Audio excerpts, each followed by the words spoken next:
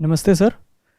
Sir मैं काफ़ी समय से जेंडर रोल्स को ऑब्ज़र्व कर रहा हूँ और मैं मॉडर्न फेमिनिज़म को तो खासकर से काफ़ी समय से ऑब्ज़र्व कर रहा हूँ, आपके जानने से पहले से 6 साल से कम से कम। तो उसमें सर जिस तरीके से अभी रेड पिल मूवमेंट था, जो उसमें स्नीको और वो एंड्रू टेट वगैरह काफ़ी ग्राउंड्स गेन कर लिए थे जिन्होंने, उसी तरीके से सर एक और वर्ग आगे आ रहा है, high value woman. High value. High value woman, उसमें जो उसके रिप्रेजेंटेटिव हैं वो ज़्यादातर फीमेल ही होती हैं और वो वुमन को बताती हैं कि भयानक मटेरियल की कामना करो, ये मैं कोट कर रहा हूँ, भयानक मटेरियल की कामना करो to raise your standards, demand more, you are a woman, use it to your advantage, value yourself, never share financial responsibilities, he is a man, he must spoil you, if a man is not sticking to his gender role, he is not a real man, but can't tell you to adhere to your own. If he asks to split the bills or financial responsibilities, he is not treating you like a woman but a man. He is a big, big red flag. Any woman, any woman who does it has low standards. She is around garbage men. That's the reason she is like that. She is settling for less and she is not standing up for herself. She is a loser or a cuck. So they show as if they are talking in favor of women by using phrases like stand up for yourself, raise your standards. But the only thing they care about is getting provided with money, expensive gifts, flowers, chivalry as the bare minimum. So, and they reward, they only call out sexism when a man is outrightly casually sexist. But they reward benevolently sexist men. Benevolent sexism जब कोई आदमी करे तो वो उसको gentleman बोलते हैं, real man बोलते हैं। पर अगर कोई इक्वालिटी की बात भी कर दे, कि कह दे कि फाइनेंशियल रिस्पॉन्सिबिलिटी शेयर करो, या कुछ भी फॉर दैट मैटर, तो उसको कहा जाता है कि तुम रियल मैन नहीं हो, या तुम जेंटलमैन नहीं हो, और यही सब। तो क्या इसमें सर अगर उनको भी समझना चाहिए कि क्या नहीं समझना चाहिए उनको कि उनको क्या इसमें ये चीज़ नहीं समझनी चाहिए कि अगर इक्वालिटी इस्टेब्लिश करनी है तो दोनों तरफ से ही होना चाहिए। मतलब बेनेवोलेंट सेक्सिज्म को सेक्सिज्म की तरह देखा ही नहीं जाता है, बल्कि उसको रिवॉर्ड कर दिया जाता है। आप समझ लो ना, वो सफल नहीं होंगे ना जब तक उनको ऐसा एक बेनेवलेंट शिवलरस मेल नहीं मिलेगा। तो आप समझ लो, क्योंकि निशाना आप पे है, शिकार तो आप होने वाले हो। वो काहे को समझें? ये जरा सी बात समझने में हमें तकलीफ क्या है कि हम इंसान हैं। क्या तकलीफ है?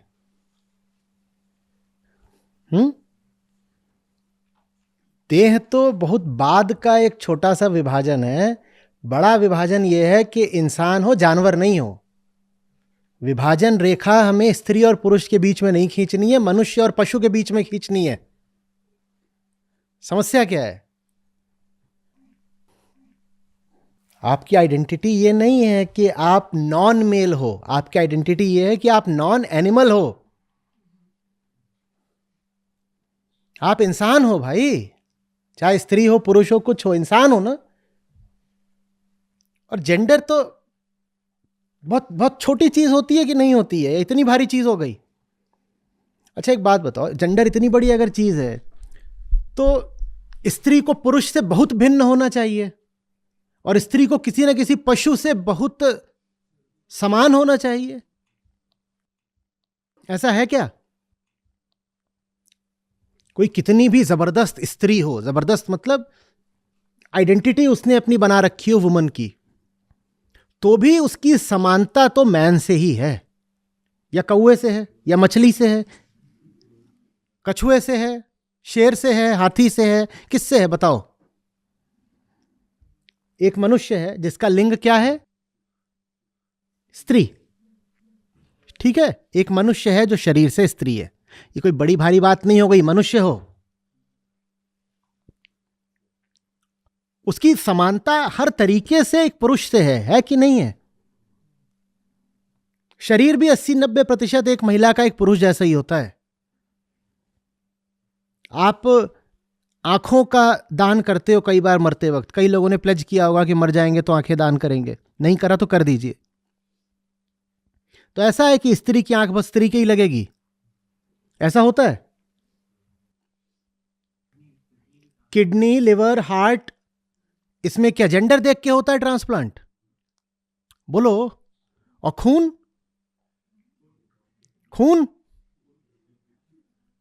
और दवाइयां और वैक्सीन्स, दांत, ये सब जेंडर देख के चलते हैं क्या? तो पहली बात तो चेतना, दोनों की ही चेतना मनुष्य की चेतना है, मुक्ति मांगती है। दोनों का आईक्यू लगभग एक जैसा होता है। दोनों जीवन में वास्तव में एक ही महान लक्ष्य के लिए पैदा हुए हैं। रही शरीर की बात, तो शरीर भी 80-90% भाई एक ही है। ये तो काम वासना का जलवा है कि हमको दूसरे के शरीर में बस वही चीजें दिखाई देती हैं जो हमसे विपरीत हैं। एक शेर को बुलाओ,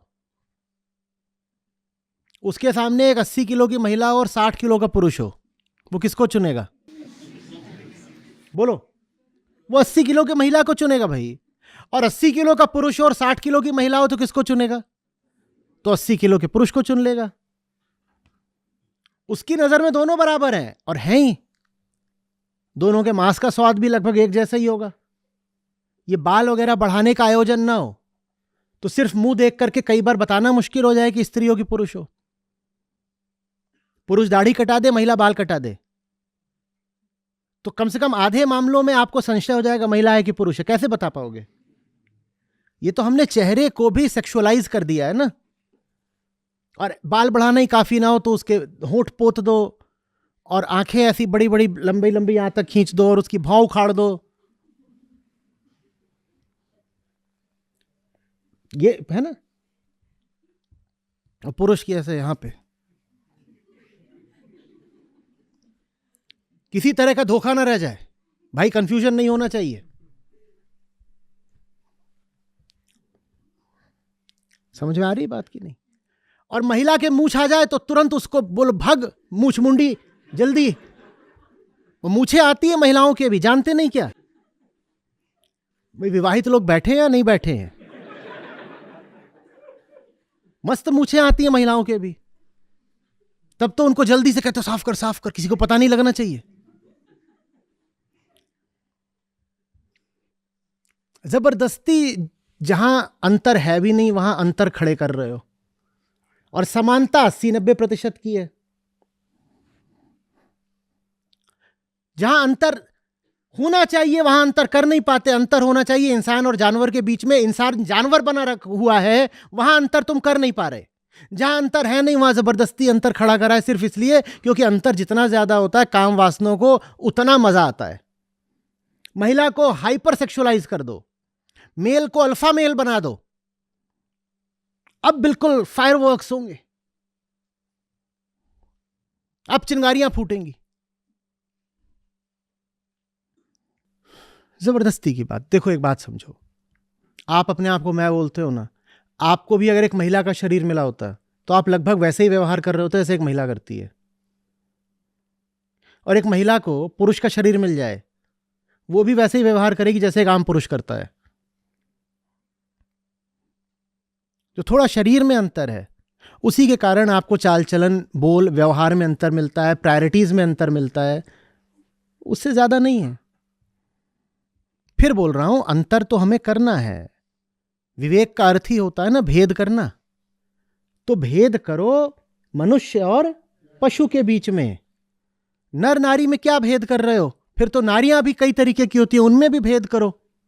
उस स्लाइसिंग की तो फिर कोई सीमा ही नहीं हो सकती ना कि आपको कहां कहां पर रेखाएं खींचनी है। खींचो खींचो। अब नारियां भी कई तरीके की हो सकती हैं, उनमें कोई स्ट्रेट नारी, लेस्बियन नारी, फलानी नारी, ठिकानी नारी, 18 तरह की नारियों के भी वर्ग बना दो। बस जहां पर विभाजन करना चाहिए था वहां नहीं किया।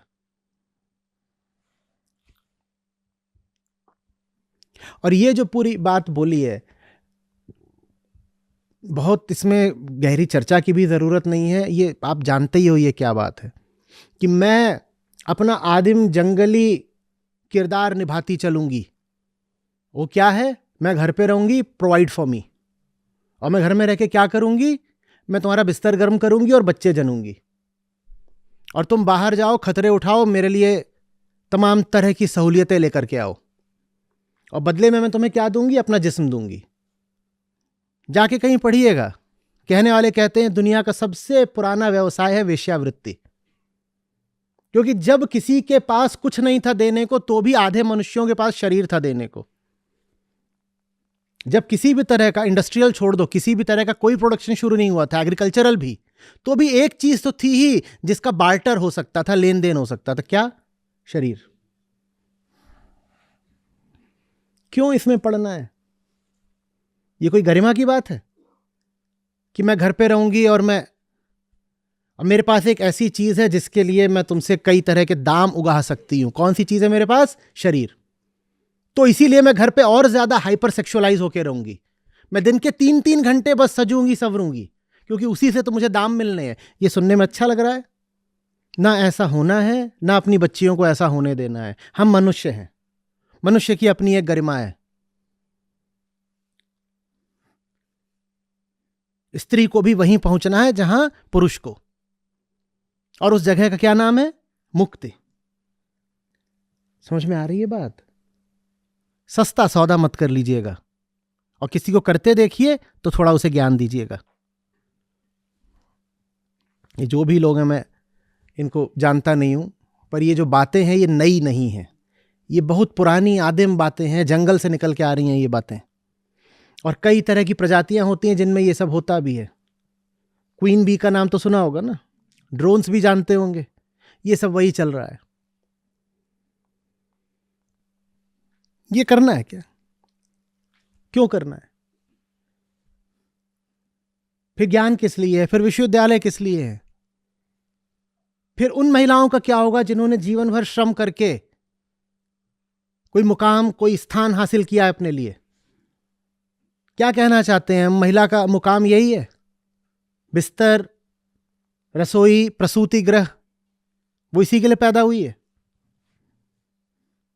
और पुरुष ऐसा कहे तो कहे, महिला ऐसा कह रही है तो वाह। और इसमें मत पड़ो कि पर उन्हें भी तो कुछ समझना चाहिए।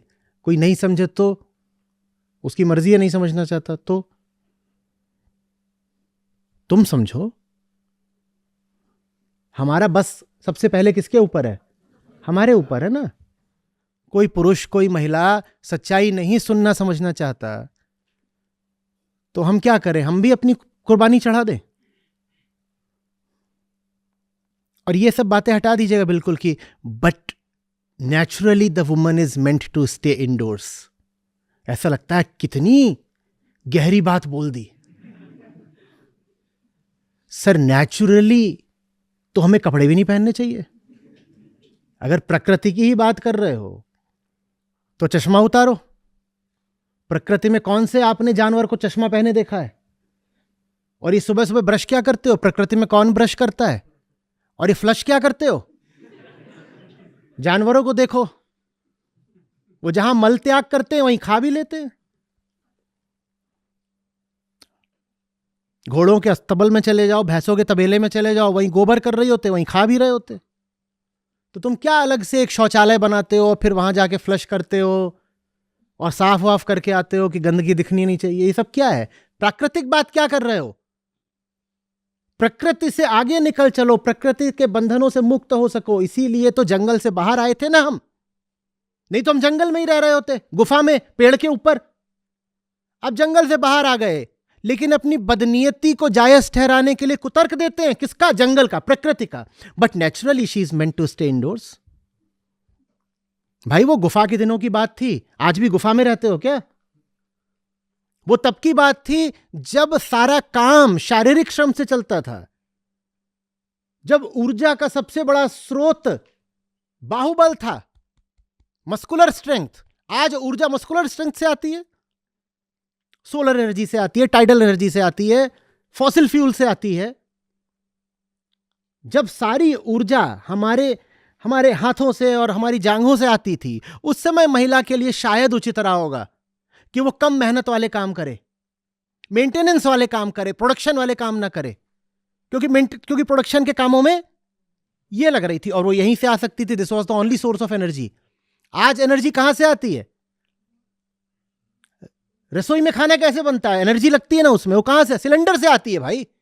किसी मर्द की मांसपेशियों से थोड़ी आती है। कि ऐसा होता है कि रोटियां बेली जा रही हैं और नीचे कोई मर्द अपनी मस्कुलर स्ट्रेंथ दिखा रहा है, उससे एनर्जी पैदा हो रही है?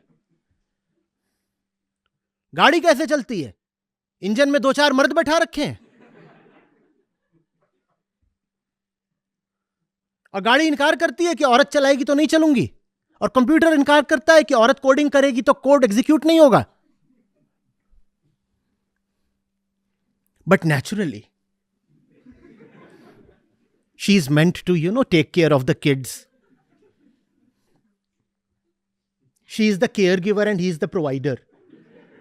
हाँ, कितनी विजडम की बात बोली। She is the caregiver and he is the provider.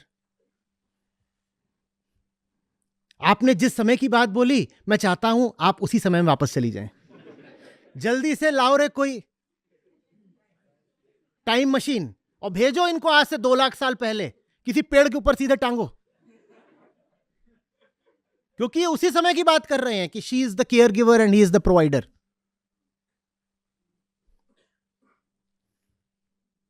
अगर गुफा जैसा ही आचरण करना है तो ये सारी प्रगति, ये तरक्की क्यों करी? ये सभ्यता, ये संस्कृति फिर किस लिए है? अगर आचरण वही करना है जंगल जैसा, तो we should stick to our natural rules. Otherwise we are being anti-nature. और ये बात एक्सेंट के साथ बोल दो तो और लगता है कि कितनी विजडम की बोल दी।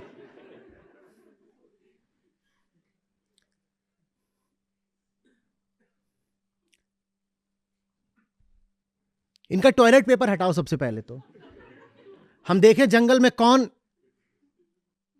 साफ करता है। वैसे ही घूमो, कहीं भी बैठ जाओ, वहीं हक दो और उठ के चल दो, जैसे जंगल में होता है।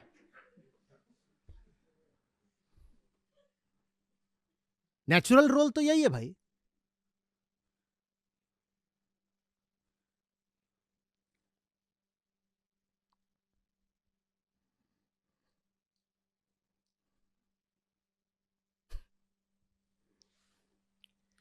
ये कर करके हमने महिलाओं का तो शोषण करा ही है, पुरुषों को भी बर्बाद कर डाला।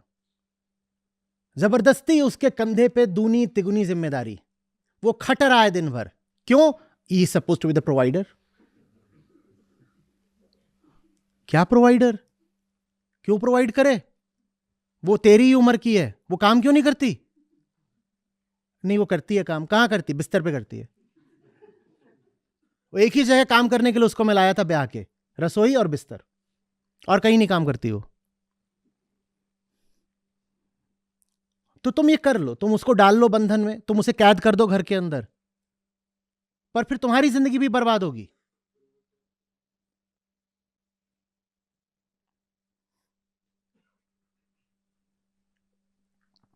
कॉलेज में होते हैं, मौज कर रहे होते हैं, 4 साल के अंदर वो 4 लोगों का खर्चा उठा रहा है। क्यों उठा रहा है तू 4 लोगों का खर्चा? क्योंकि इन्हें अपना नेचुरल रोल अदा करना है। नेचुरल रोल भी 2 तरह का है। क्या? पहले तो इन्हें प्रोवाइडर होना है, दूसरी बात इन्हें प्रोक्रिएटर भी होना है। तो इन्होंने जल्दी से 2 बच्चे भी पैदा कर दिए। अब प्रोक्रिएटर भी हो और प्रोवाइडर भी हो, तो अब 4 लोगों के लिए जाओ, खर्चा उठाओ। मर रहे मर्द भी इस बेवकूफी में, पर औरत को आजादी नहीं देना चाहते।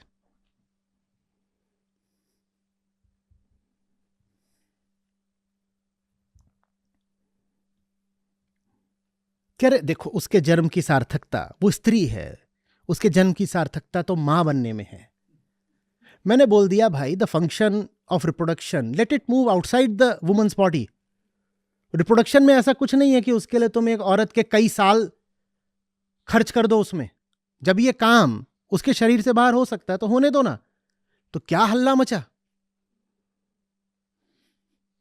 लोगों ने ट्रेंड चला दिए, बोले ये देखो ये क्या कर रहा है, हमारी महान संस्कृति बर्बाद कर रहा है। अच्छा, क्या लाभ हो जाता है? 9 महीने गर्भ रख के और फिर उसके तमाम कॉम्प्लिकेशंस झेल के और अगर सब कुछ नेचुरली ही होना है तो सिजेरियन डिलीवरी भी क्यों हो? तो फिर अस्पताल भी क्यों जाना है? जानवर तो सब जहां खड़े होते हैं वहां खड़े खड़े ही उनका अपना हो जाता है प्रसूति। अस्पताल काहे के लिए फिर क्यों जाना है? अल्ट्रासाउंड पहले से क्यों कराना है? चेकअप क्यों कराने हैं? सब नेचुरली होने दो ना।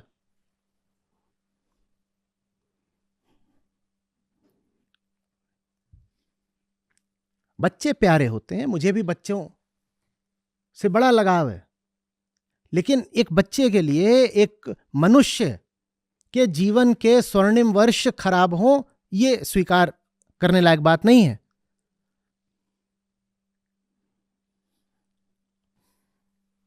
और ये सब बंद कर लो, शिवलरी वगैरह, कि मैं उसके लिए कुर्सी खींच दूंगा फिर वो बैठेगी, और कार में जा रहे हैं तो ड्राइवर सीट पे पहले तो खुद हो, उसको क्यों नहीं गाड़ी चलाने देते, और उसके बाद फिर कूद के जाएंगे और उसका दरवाज़ा खोलेंगे, तब वो अपना वो लॉन्ग फ्लोइंग गाउन लेके उतरेगी।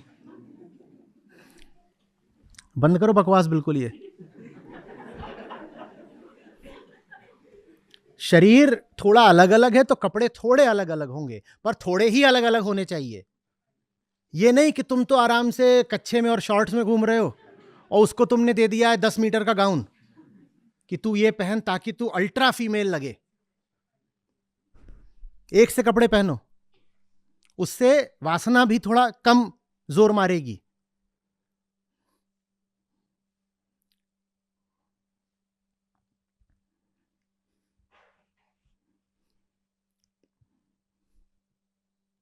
अब बिल मैं दूंगा, काय को दोगे? एकदम मत देना। और जो ऐसी हो कि वो साधारण चाय कॉफी का बिल नहीं दे सकती, दूर रहना।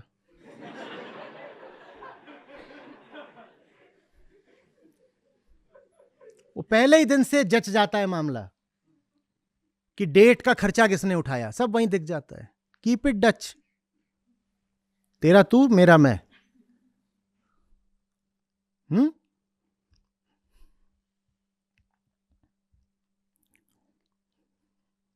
कोई आपसे बार बार आग्रह करे ना, महिलाओं से कह रहा हूं कि तुम्हारे खर्चे मैं उठाऊंगा, वो दोस्त नहीं है आपका, क्योंकि there are no free lunches. कोई अगर आपके खर्चे उठा रहा है तो आपको पता भी नहीं चलेगा वो आपसे क्या वसूल रहा है। इतना निस्वार्थ प्रेमी कोई नहीं होता कि बिना किसी स्वार्थ के आपके खर्चे उठा ले।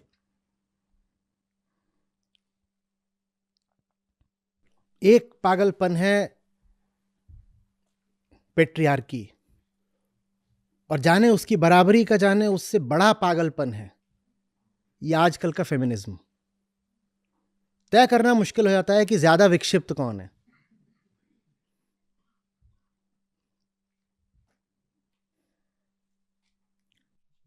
और कुछ